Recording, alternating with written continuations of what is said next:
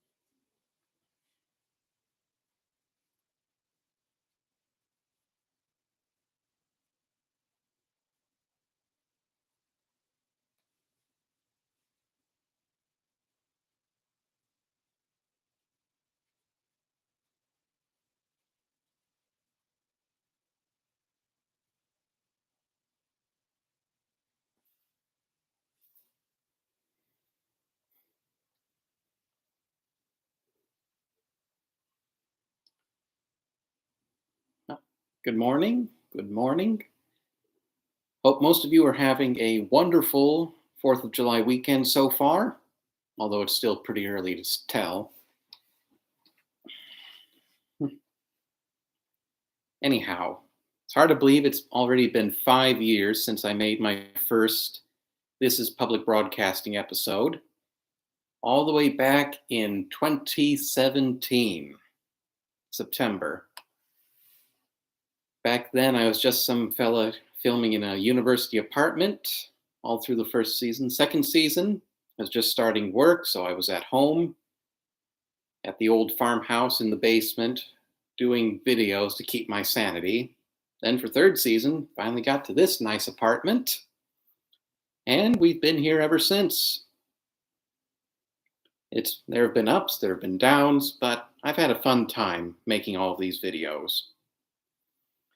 I originally had the idea of doing This is Public Broadcasting after watching all the content creators here on YouTube talking about shows that aired on Nickelodeon, Cartoon Network, Disney Channel, all that. However, there weren't too many who talked about shows that aired on PBS Kids, save for occasionally Kevin Perjurer of Defunct TV, and also my colleague, Viv from Arthur and Buster BFFL. So in 2017, I thought, to heck with it, let's make some PBS-related content. And been making it ever since.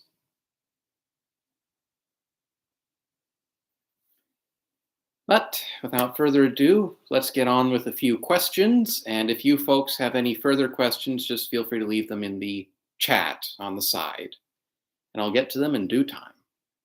So first question comes to us via Twitter from Christopher Westerberg. Christopher Westerberg asks, what was your favorite Arthur episode? Well, it's tough to say what a favorite Arthur episode would be because there's so many good ones. As a kid, I really enjoyed the episode Arthur's Almost Live Not Real Music Festival. But as I get older, I start to enjoy some other episodes. Like during college, one of my favorites was Return of the King, as well as the vacation episode of season 1.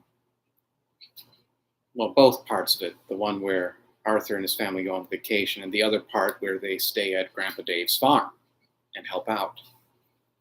But they're just a lot. But I'll say that most of my favorite episodes come before season 16 and they switch to Flash animation.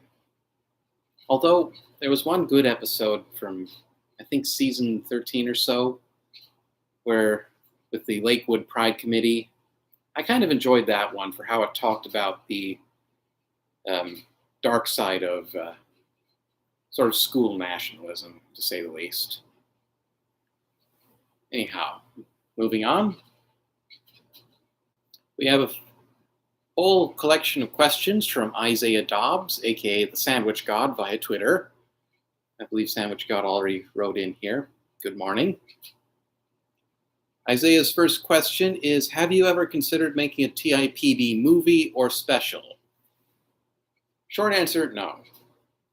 Long answer, it's pretty difficult to get all the resources together to make a full movie. You have to have crew, you have to have the equipment, you have to have the script, you have to have the time. And I really don't have the time to make a full movie of TiPB. As for special, I've considered it a few times. Right now, the best I've done so far is my collaboration with Viv from Arthur and Buster BFFL when we did our Arthur Iceberg video. But in short, really most of the episodes of TiPB that I've done feel a little like mini specials. Release them once a month and they go over pretty well for the most part. Okay. Next question. Who or what inspired the character of Captain Rutledge? So the character of Captain Rutledge got its starts early on when I was doing a show called History in Review, which was sort of a proto TiPB in a few ways, where I just talk about various historical concepts. I don't think the videos age that well.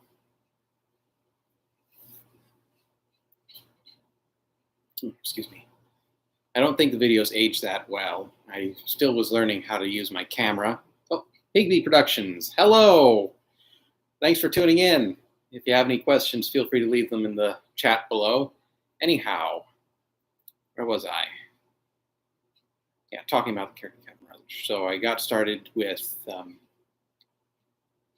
History in Review. Character of Captain Rutledge. The name Captain sort of came from the character played by Bob Keeshan, Captain Kangaroo. Oh, hello Giovanni, Oriana. Thank you, that means a lot. Sandwich God. Something low budget and longer than the average episode. We'll see when the future arrives, to say the least. But the character of Captain Rutledge got its starts with History in Review. Its name came from Captain Kangaroo, played by Bob Keeshan, an old TV series that a few of your parents might know about. And the mannerisms sort of came from Paul Harvey, and how I end each episode by saying good day. That's how Paul Harvey used to end all of his radio shows. And mannerisms, I'd say a little of it came from Ruff, from Fetch with Ruff Ruffman, as well as Walter Cronkite, and also my own general mannerisms, based slightly off of my grandfather's mannerisms. Yeah. And that's pretty much all I have to say about the character of Captain Rutledge. So next question, how many more seasons could you see TiPB going for? Let's see here. As long as I keep interest in it, and if I still have the time, I have to work on the side. So I usually only do these episodes in my free time, and if I have enough free time. But, things happen in life, and sometimes you can't really keep up with the snappy schedule for how it goes. So just as long as I'm able to make episodes, I'll keep making episodes. And if you folks are able to keep watching these episodes, I'll still make them. Okay, another one. Last one from Isaiah. What is your favorite episode or season of the show? Let's see here.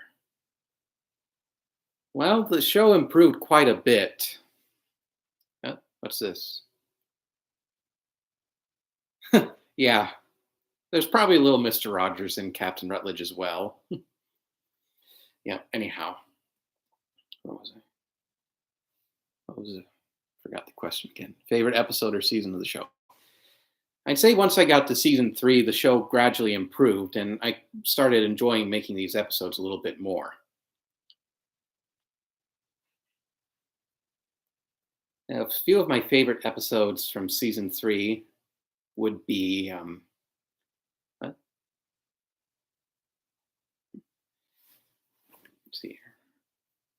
But seasons 3, 4, and 5, I think, are some of my better seasons. Seasons 1 and 2, I was just starting out and I couldn't get the lighting right. A lot of the technical aspects were off. I couldn't get the voice modulated correctly. There was a whole bunch of stuff going on with it. But by season 3, I started experimenting more, chipping away, hewing away until I get to where I am right now. I keep learning about new software and trying it out. It helps a little bit. As for favorite episodes, the Downton Abbey episode that I did was a little fun because I got to go to the West Point Community Theater. And they were gracious enough to let me film before they had their showing. Sorry, a little bit of wind. Trying to think through the whole episode catalog. Then the Masterpiece Countdown episode, that was a lot of fun to do because of all the costume changes, as well as the Time Warp Trio episode. I showed that one to my friends and they enjoyed it quite a bit.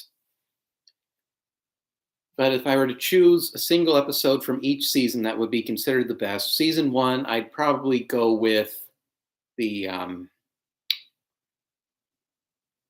episode devoted to Red Green. Season 2 would probably be the Arthur countdown of the worst Arthur episodes. Season 3, gotta think. It's been so long.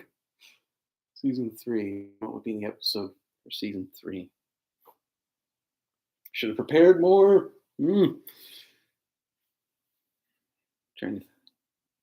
Season 4, I think the best would be the Masterpiece episode. Season 5, I guess I would choose the Time Warp Trio episode. But season 3, going back to that, probably a mix between Arthur's Missing Pal and Monty Python's Flying Circus. So, we got some more questions. Elmo FX asks, what if PBS made PBS-owned TV stations?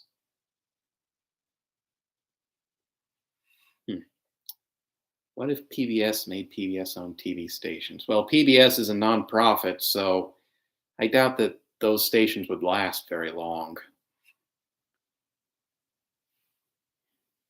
I think it works better if all the stations are publicly owned.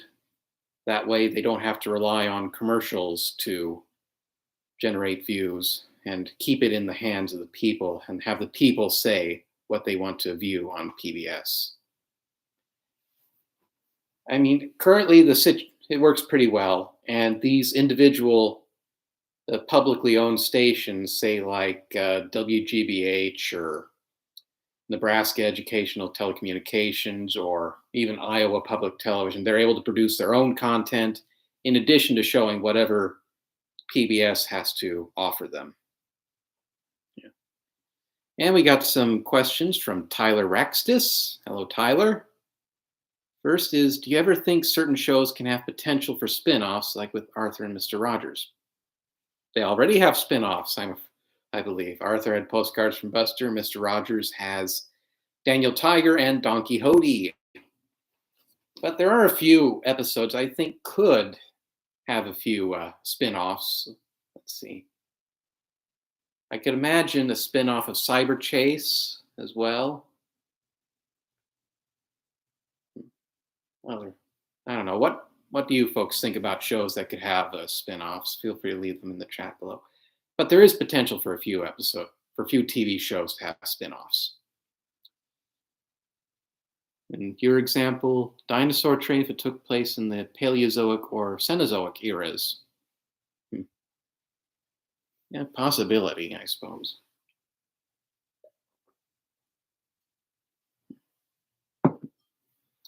So another question from Tyler. Second is, would it be interesting if a show on PBS or PBS Kids did their focus on exploring the paranormal, like cryptozoology or UFOlogy? I don't think that would work very well. Children are pretty impressionable at a young age, and spreading half-truths about things like ghosts or aliens building the pyramids just wouldn't work that well.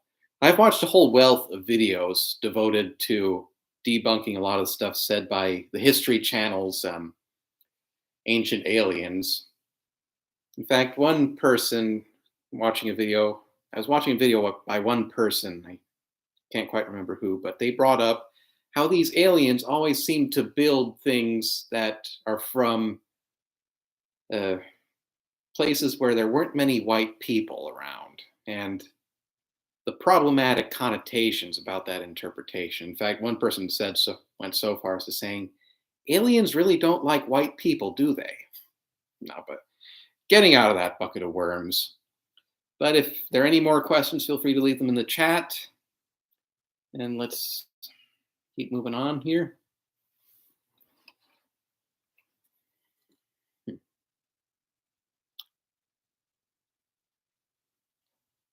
And anyhow, moving forwards, the next few months here on This is Public Broadcasting, we'll be doing some commentary episodes about past episodes from each season. And oh, here we got one. What if Sinclair Broadcast Group owned a PBS member station? Sinclair Broadcast Group. Could you tell me a little bit more about them? I'm not very in tune with a few of these big name television providers. Actually, I might look it up on Wikipedia real quick.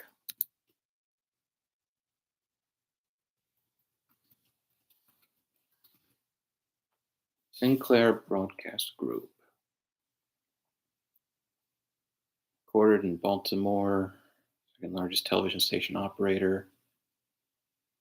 Largest owner of stations affiliated with Fox, NBC, CBS, my network CW.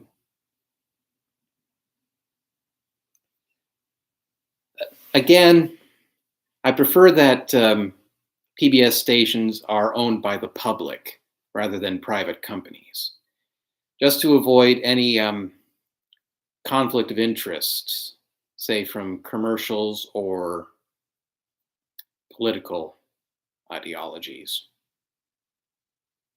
That's one of the good things about PBS is how they're publicly owned and don't have to rely on commercials in order to get their broadcasting to the public. Yeah. Although Sinclair does do some pretty good work, getting basic news for local stations that have a news broadcast locally, but PBS is best owned by the public and representing the public that they serve. But any further questions, again, leave them in the chat. Like I was saying earlier, we have commentaries coming up. Oh, here we go. Sandwich God. Whatever happened to Campbell? I think he's in a beach in Maui somewhere. No. For those of you who don't know, Campbell started out in seasons 1 and 2 as my valet, who would often interject during videos and cause mischief.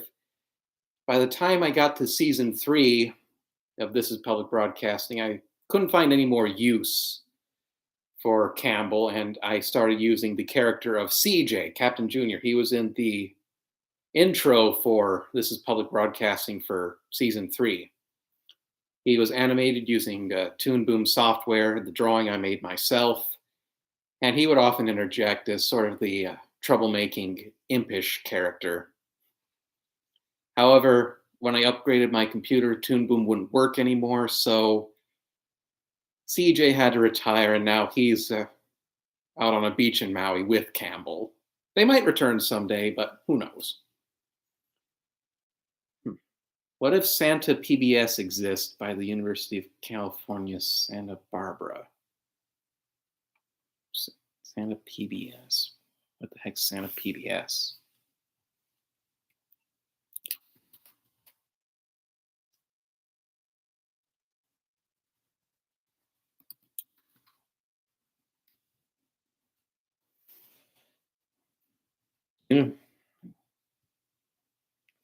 University of California, Santa Barbara.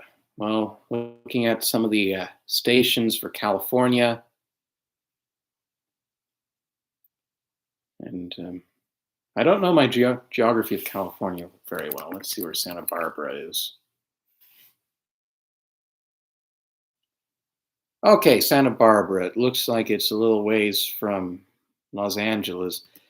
But California already has a pretty good wealth of PBS stations, so another station existing at UC Santa Barbara, I don't think that would matter too much. It just matters if there's a need in the market for getting another PBS station going.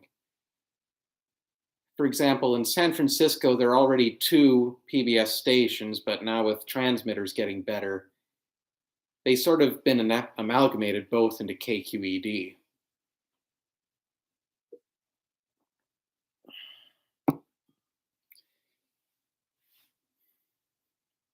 Anyhow, any more questions in the chat? Oh, here's another one from Tyler. Since Joe Murray and Craig Bartlett worked on some shows on PBS, what other creators that worked with Cartoon Network, Disney, or Nickelodeon would you like to see work for PBS?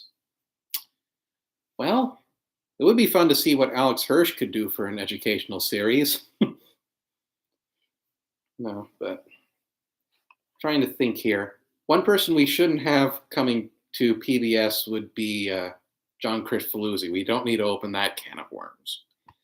As for ones who could, let's see here. Who is it that made the Over the Garden Wall TV series? Its name's slipping my mind. Hold on, I got the DVD over here.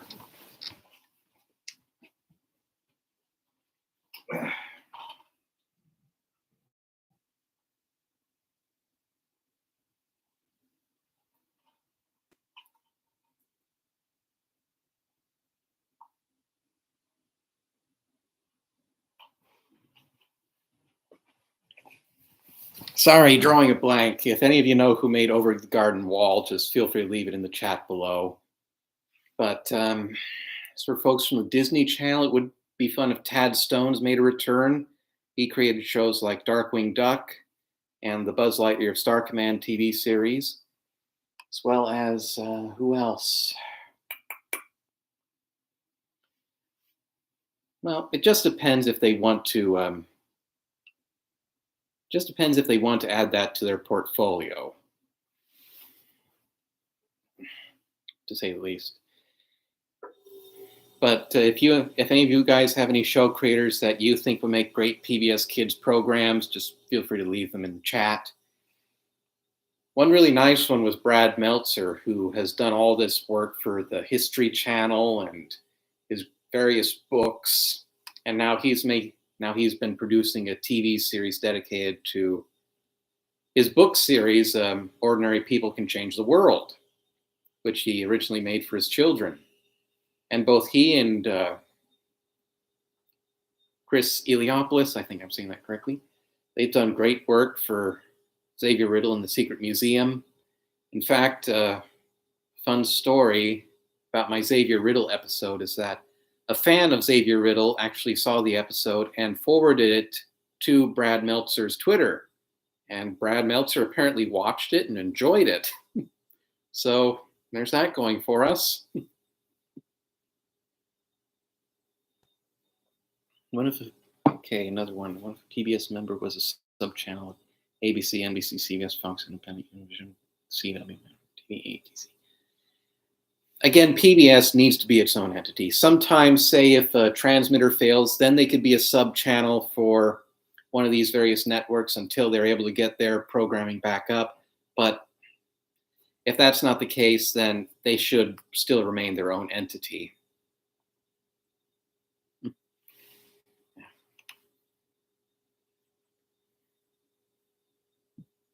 Trying to think, what else?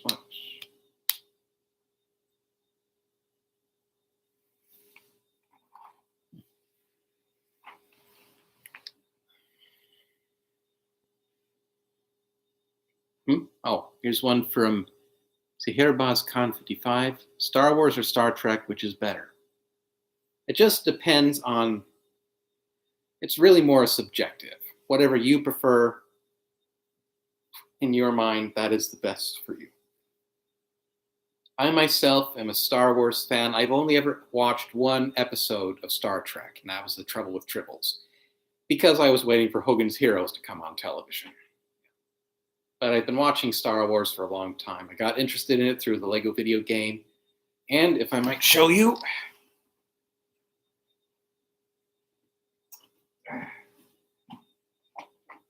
I actually managed to have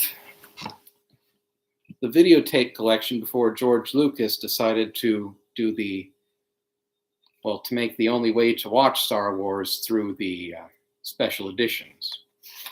And these tapes are still virtually brand new, and I like to put them in whenever I feel like watching Star Wars again. Yeah. Good find if you can get it. Probably worth money. That is the Faces set? Yeah, I believe it is. Faces video set. It says on the back here, appeal of Star Wars has gone beyond anything I could have ever imagined. I am pleased that for the final video release of Star Wars in its original version, we can present it with the best sound and picture quality yet available, thanks to THX digital mastering. Years to come, I hope you, your children, and your children's children will enjoy not only this trilogy, but also the adventures yet to come in the continually unfolding Star Wars universe. George Lucas. Yeah. Of course, if you're unable to get the videos or those DVDs released a while back, what's this? Fetches a few $100s. I don't know. I think I only got this for $30 from eBay. Are there any? Okay, another one from Sandwich. Got any upcoming movies you're looking forward to seeing? Let's see what movies are coming out this year. Sorry.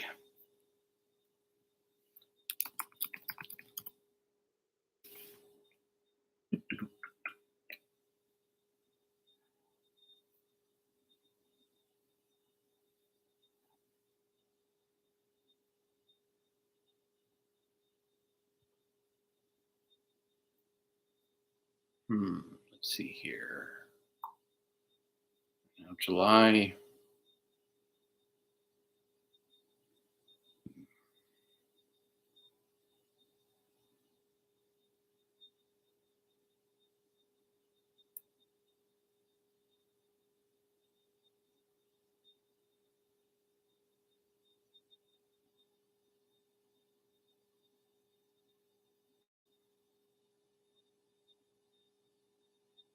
Well, I'm kind of curious to see what they're going to do with Pinocchio, to say the least. I still have my old VHS tape of Pinocchio here on my shelf. I'll go get it real quick.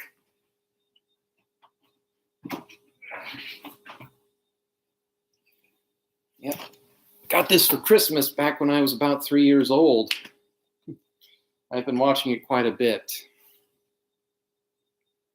So whatever Robert Zemeckis plans to do with Pinocchio, I'm kind of curious to see what he's going to do, but until then, I don't know. Okay.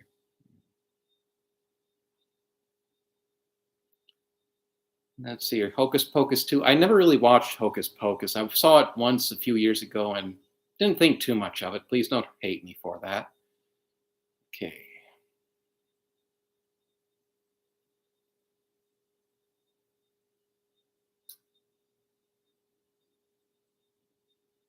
Matilda the Musical. That could be interesting. Avatar the Way of Water. I don't know. There's not really a whole lot of movies that catch my fancy right now. Maybe if I go to the theater later on, they'll probably have a decent trailer. But until then, I'll just have to see. I still got my videotapes here. So another one from Elmo FX. What if there's a PBS member in Dominican Republic, Cuba, or Haiti? Well, PBS is more of an American thing, and these are all independent countries. They could have their own public broadcasting service, sort of like how the UK has the BBC, but until then, it's probably going to stick to America.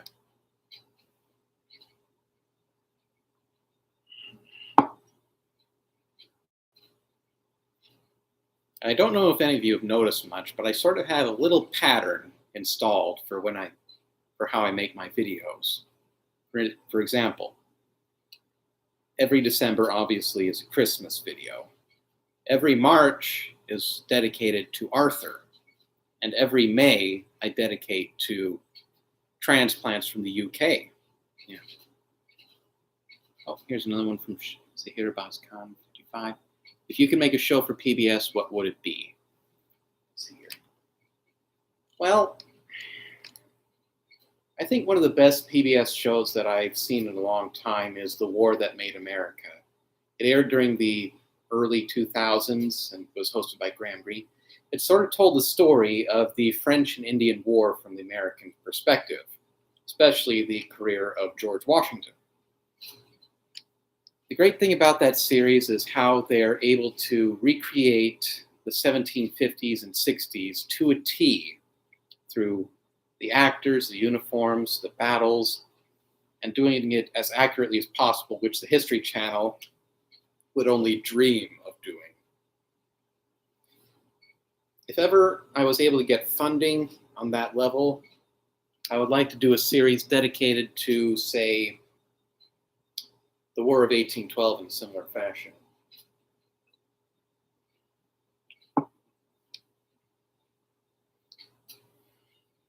Although one thing I'd like to do is get in touch with my local PBS station, which Nebraska Public Media, and maybe do a little segment on Nebraska stories for them. So another one from Elmo FX. Do you like ABC, NBC, CBS, Fox, CW, TV? They're fine. They're fine. I don't watch them a whole lot, but they're good in their own way.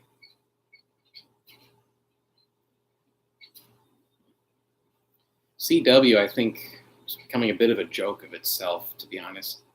Mostly because they have the super serious Riverdale TV series. The thing to put a caption underneath, this is based off Archie comics, people.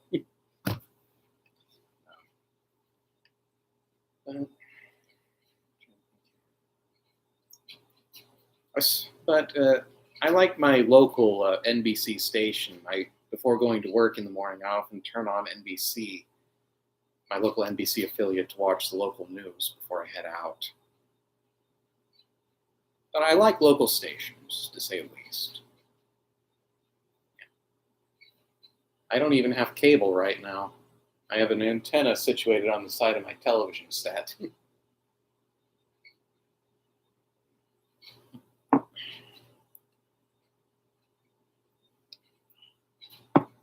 If you were to make a TV station, what will you be? I'd be the creator of a TV station. No, sorry. If I made my own TV station, it would probably be devoted to arts and crafts, I suppose. Arts and crafts.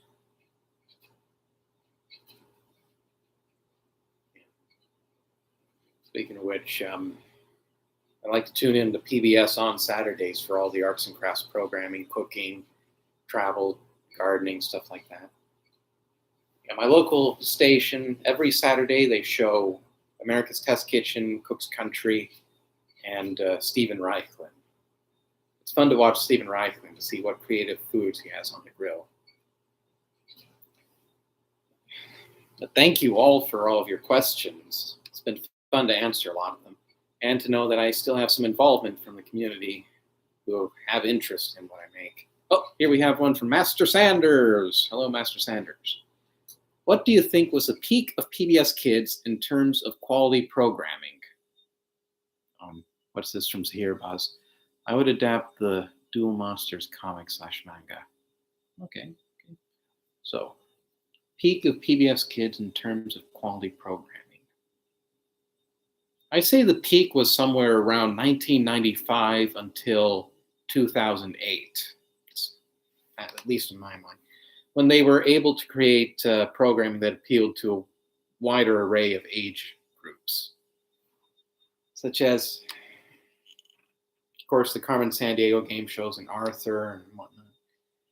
Nowadays, it's mostly preschool focused and early elementary. That's not terrible, but it is a shame that they've turned away from the teen demographic. But then again, there are a lot of teenagers who think, PBS, honestly.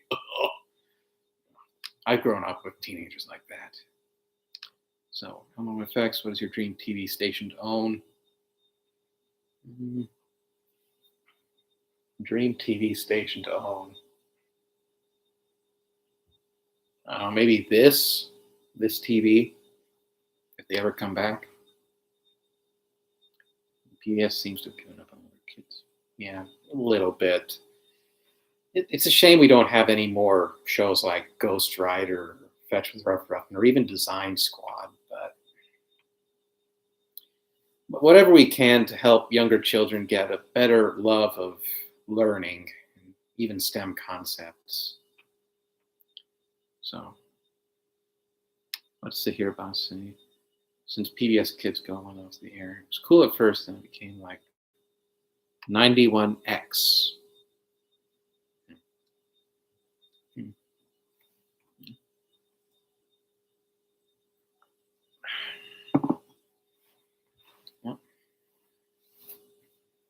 But again, thank you all for all these questions. It's been fun to answer. It's going a lot better than my last Q&A where I didn't have too many to answer. Even then, one of those came from my old English teacher who helped me with my Monty Python episode. Yeah. But I'm hoping this next season I'll be covering some more PBS programs that have a following amongst older audiences. One of the shows that I'm hoping to talk about is the Lawrence Welk Show. Yeah. Master Sanders, would you consider doing a profile on Shining Time Station? Maybe. I'll just have to see. It's 91X, XETRA-FM, alternative rock station in Tijuana, San Diego. Okay. As I was saying, one of the episodes I'm thinking about doing this year is the Lawrence Welk Show, because my parents grew up watching it, my grandparents still watch it, and even I enjoy it on occasion, especially if they do their own renditions of famous bits of music, like, say, Rhapsody in Blue or the Nutcracker Suite, stuff like that. In fact, my great-grandfather actually played with Lawrence Welk when he visited a county fair. Master Sanders, oh yeah.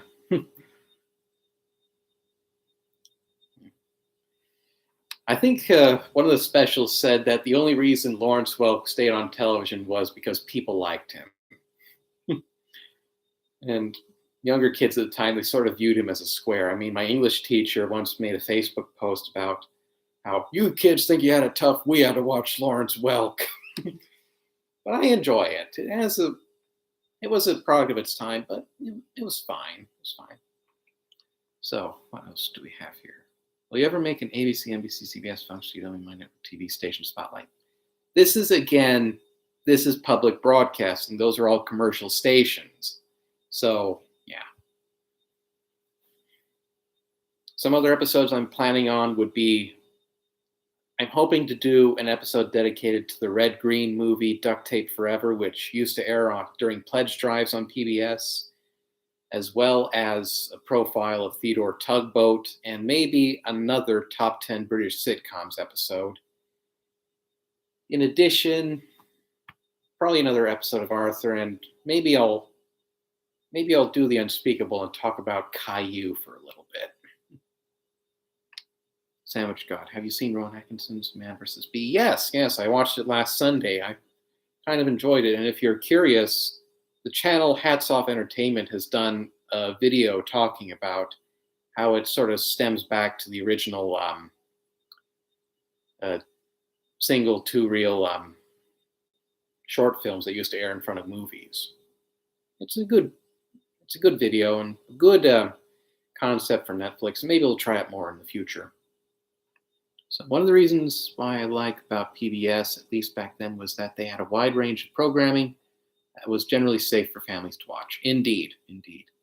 Frontline, it's probably not the best for younger kids, but... So another one from Sahir Bazkhan. When I was a kid, PBS used to air British sitcoms, keeping appearances, waiting for God as time goes by, and Are You Being Served? Yeah, used to air those on my local station as well. One of my favorites was Last of the Summer Wine. Effects. What is the difference between CBS, independent, educational independent, and PBS? It mostly depends on who's operating the station, I think. Master Sanders. I think they still air. Yeah, they still air. In fact, a while ago I saw that. What was it? I think Maryland is airing episodes of a new sitcom called Upstart Crow, a show based around the life of William Shakespeare, sort of a sitcom, office type. Okay. The guy who played Inspector Japp is in Last of the Summer Wine. Really? Inspector Japp from Poirot? Let me look at that.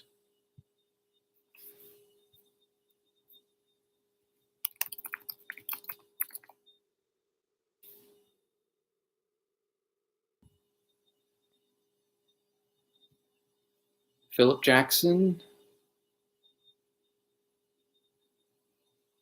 Let's see here. Oh yeah, he did appear in 3 episodes as Gordon. I think that was Compo's nephew. That's cool. Philip Jackson, really interesting guy, and he's still around, in fact. So what if PBS aired NFL games? Well, they do college football. I think that's good enough. David Suchet. Yeah, David Suchet, before he became Poirot, played Inspector Japp, I believe, opposite of Sir Peter Ustinov. Got any future top 10s? I could. No, but one of the videos I'm thinking about making is a countdown of Word Girl villains. Thinking about that one for October. I already got a spreadsheet made up, and I'm trying to grade the villains as best as I can. Yeah. Did Arthur go on too long, in your opinion? Probably. They used to have a better budget, but things have been cut quite a bit, so I think ending this show at season 25 was kind of a coup de grace.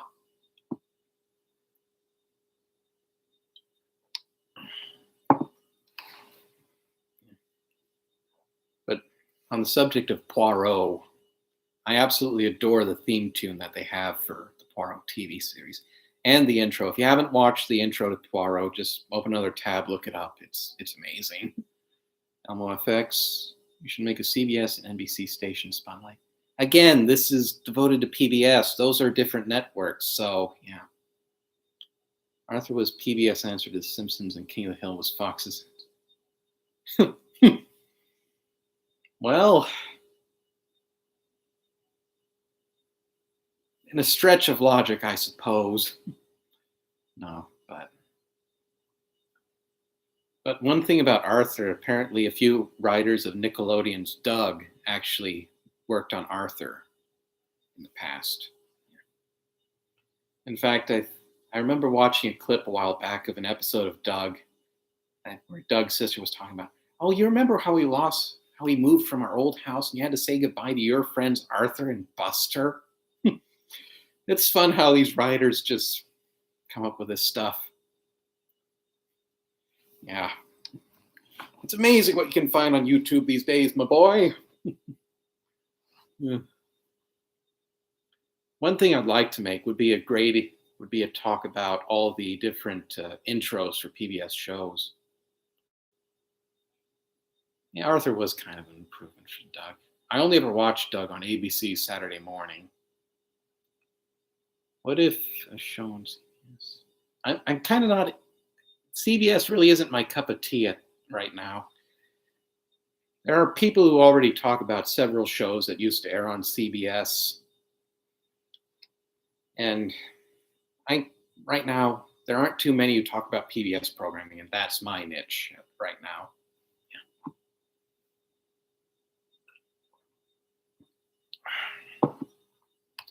But any last minute questions? I'm hoping to wrap up pretty soon so I can head off to the farmer's market. Meantime, next video coming up will be a commentary about the very first This Is Public Broadcasting episode. CBS at one point owned Fender. Yes, that Fender. Are you talking about the character from the movie Robots or some other Fender? Let me look that up.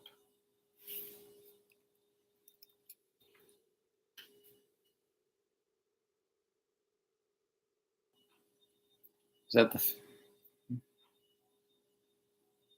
Oh, the Stratocaster, the Fender Music Company. Okay. Sorry.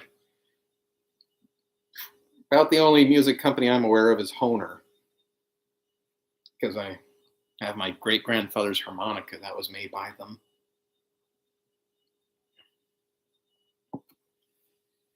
Yeah, but I'd like to thank everybody for coming on today to ask all these questions. It was fun to answer them. And I hope you all have a very pleasant and safe 4th of July weekend. Have fun. Be careful with your firecrackers. Master Sanders, thank you. Thank you, Master Sanders. And stay tuned for the video commentaries, and the new episodes of TiPB will be coming out in September. Thank you. Thank you for the congratulations. So, happy 5th anniversary and happy 4th of July. Thank you. Thank you. And hope you guys still keep on watching these videos, and I'll keep on making them. Till next time, I'm Captain Rutledge. Good day. Oh, final question from Elmo FX. What is it?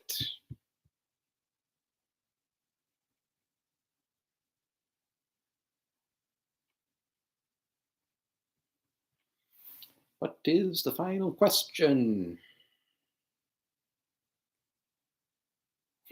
Yeah, I guess it was a little bit of a close one.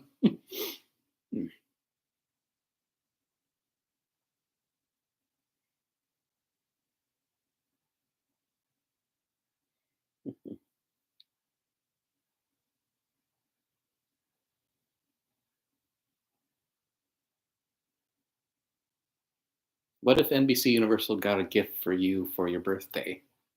I'd be pleasantly surprised, to say the least. Yeah, but okay. So it's time to wrap up. So thank you again all for watching, submitting your questions. It's fun to answer them, fun to read them, and it's fun to know that there are already so many people who enjoy what I make here. Until next time, I'm Captain Rutledge. Good day.